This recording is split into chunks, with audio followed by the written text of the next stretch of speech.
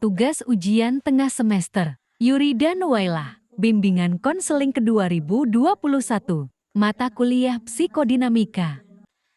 Assalamualaikum warahmatullahi wabarakatuh. Perkenalkan, nama saya Yurida Nuwaila. Saya berasal dari Bimbingan Konseling Angkatan 2021. Di sini saya akan mengerjakan tugas ujian tengah semester mata kuliah praktikum konseling postmodern. Nomor 1, menjelaskan tentang biografi tokoh penemu pendekatan psikoanalisis Sigmund Freud.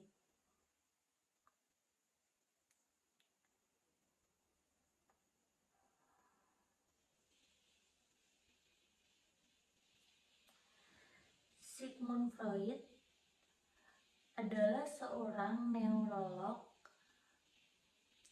berkebangsaan Austria yang dianggap sebagai bapak psikoanalisis, dan beberapa hal penting biografinya yaitu: 1. Sigmund Freud lahir di Freiburg, Moravia, sekarang adalah Republik Ceko, pada 6 Mei 1856. Ia memperoleh gelar doktor di Universitas Vienna pada tahun 1881 dan memulai praktik sebagai dokter saraf. Kemudian ia mengembangkan teori psikoanalisis berdasarkan pengamatannya terhadap pasien-pasien histeria yang mengalami gejala fisik tanpa penyebab organik. Selanjutnya ia menerbitkan buku The Interpretation of Dream yang menjadi tonggak teori psikoanalisis. Ia meyakini bahwa perilaku manusia dipengaruhi oleh alam bawah sadar dan pengalaman masa kanak-kanak. Membagi struktur kepribadian menjadi id, ego, dan superego. Lalu memperkenalkan konsep psikoanalisis seperti mimpi, represi, transferensi, dan lain-lain.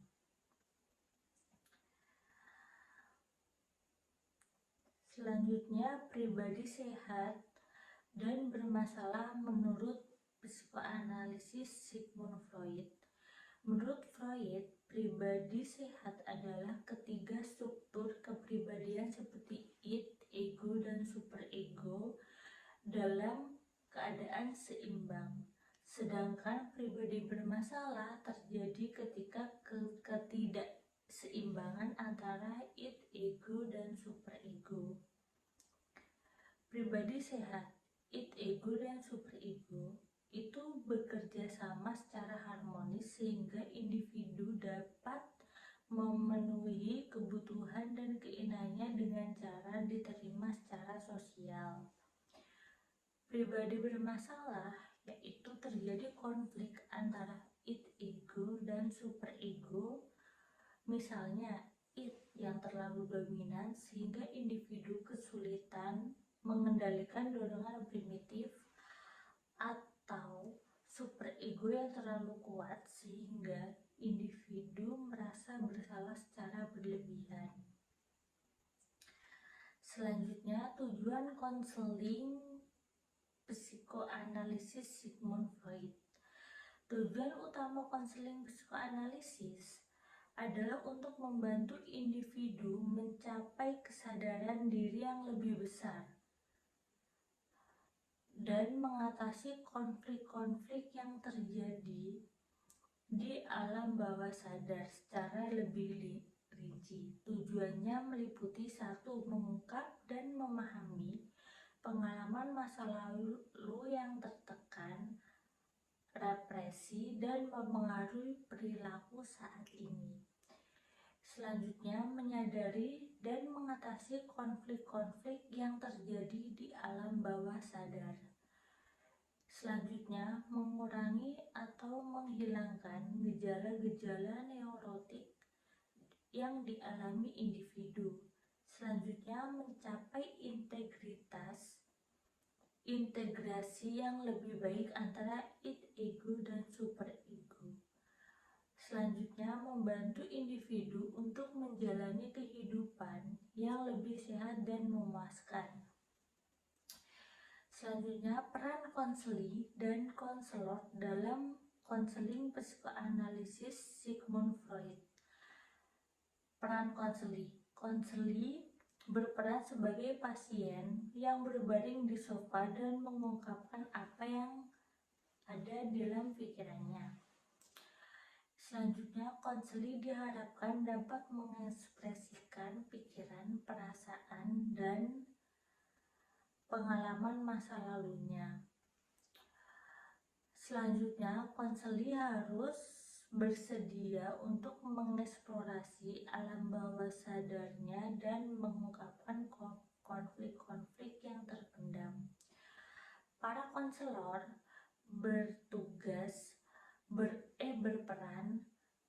berperan sebagai analis yang membantu konseli untuk mengeksplor alam bawah sadarnya.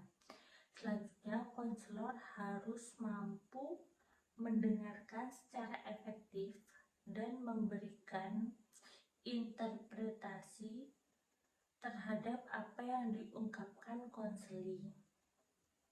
Selanjutnya, konselor menggunakan teknik-teknik seperti asosiasi bebas, analisis mimpi, dan analisis transferensi, dan membantu konseli mencapai insight.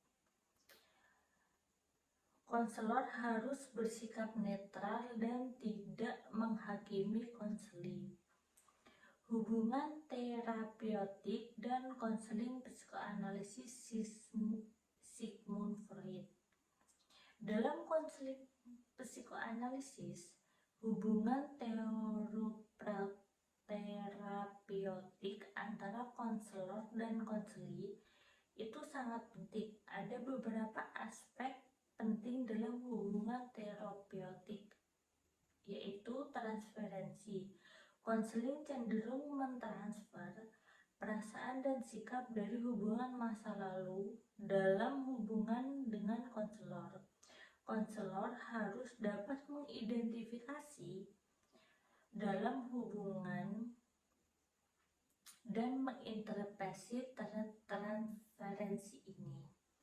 Selanjutnya, ketersediaan. Konselor harus tersedia bagi konseli dan memberikan perhatian penuh selama sesi konseling.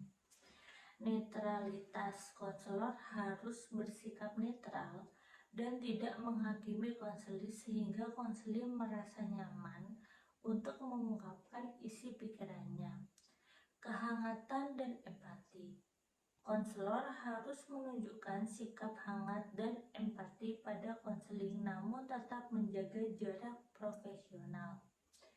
Selanjutnya, kepercayaan. Hubungan terapeutik dibangun atas dasar kepercayaan dan kerahasiaan antara konselor dan konseli.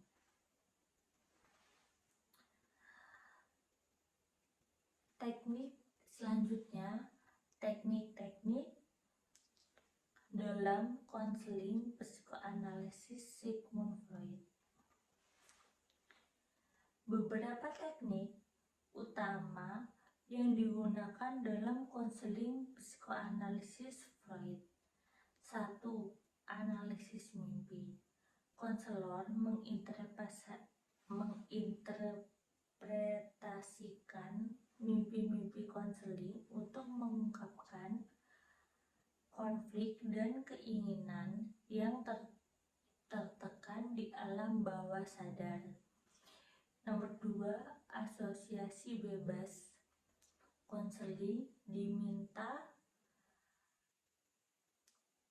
untuk mengungkapkan apapun yang muncul dalam pikirannya tanpa sensor atau kritik diri.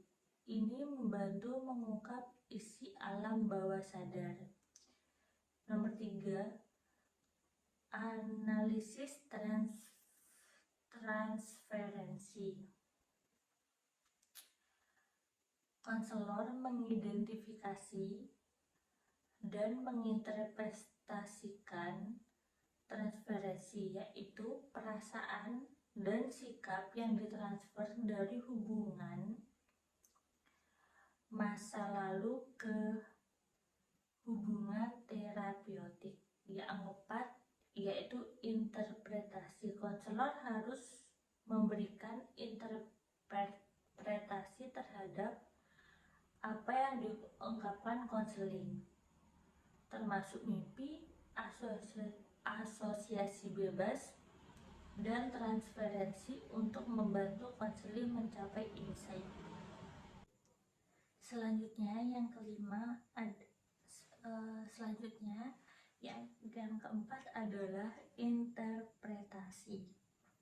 Konselor memberikan interpretasi terhadap apa yang diungkapkan konseli, termasuk mimpi, asosiasi bebas, dan transferensi untuk membantu konseli mencapai insight. Yang kelima adalah analisis